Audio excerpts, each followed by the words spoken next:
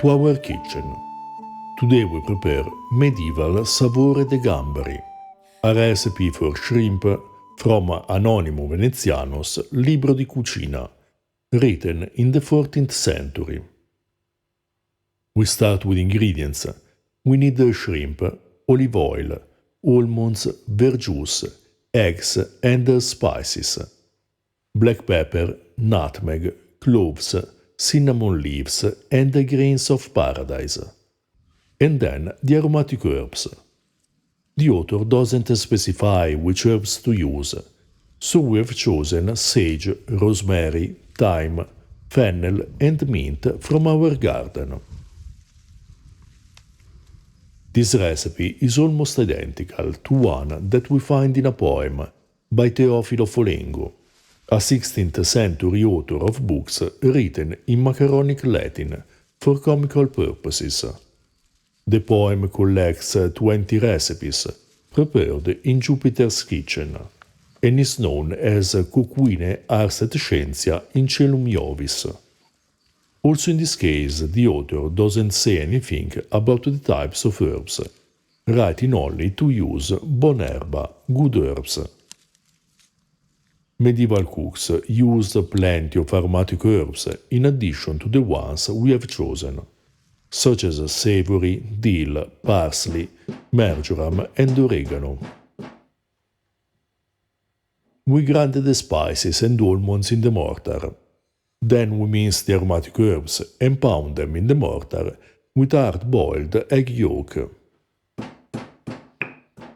Folengo only mentions strong spices, whereas Anonimo Veneziano recommends sweet and strong spices.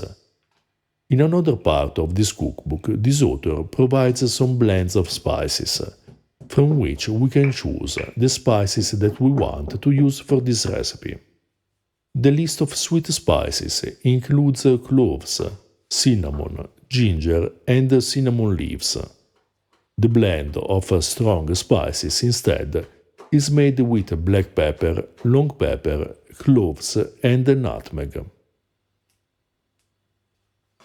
The egg, like the almonds, acts as a thickener for the sauce, giving it a pleasant consistency. The almonds may be substituted with bread without crust, as Anonimo Veneziano recommends. And if you prefer, you can omit the eggs and use a little more almonds or bread. There are a few recipes for shrimp in the medieval sources, and most of them are for pies, such as a pastello that we prepared in the past. You find the link in the description below. Maestro Martino, for example, gives a very simple recipe for shrimp, simmered in water and vinegar, and another for parboiled shrimp stuffed with their minced pulp, mixed with herbs, cheese, eggs, almonds and raisins, then stir-fried with olive oil. In another mortar, we pound the heads of the shrimp, adding a bit of water. Then we pass the liquid through a sieve and use it to dilute the sauce with verjuice and olive oil. If the sauce is too thick, add a little more water. The heads are the most flavorful parts of the shrimp, and the author recommends pounding them to extract all the juice to make this dish tastier. Without them, the dish would be a little less savory, but if you prefer, you can skip this part of the recipe. Anonimo Veneziano recommends parboiling the shrimp before peeling them, but this passage is unnecessary, not to mention that it is essential not to overcook the shrimp for an excellent result, although the author writes to cook them as much as we want. We briefly cook the shrimp in a pan with olive oil.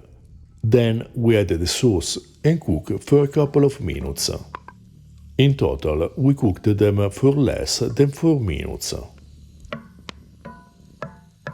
You find the full translation of Anonimo Veneziano's Libro di Cucina on our Patreon page, where you can also read several articles about historical food and the translations of ancient and medieval sources. To learn more about late medieval cooking, check out our books Registrum Cucuine a Medieval Cookbook and Libro della Cucina Medieval Tuscan Recipes.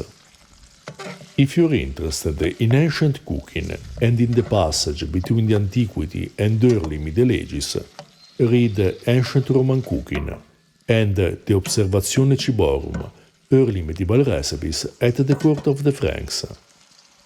For information about the use of aromatic herbs in historical cooking, we recommend Early Italian Recipes, Vegetables, Fruit, Herbs and Flowers. To support our work, you can also buy us a beer and purchase our merchandise. You find all the links in the description below.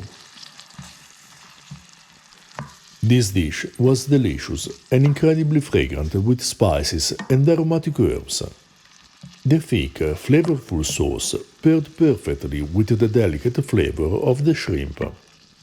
This is a recipe that can be tried with other seafood, such as crabs or lobsters, and is perfect as a part of a luxurious medieval banquet, as well as the main dish in a simpler meal. If you're interested in ancient foods and flavors, subscribe our channel and consider supporting us on Patreon.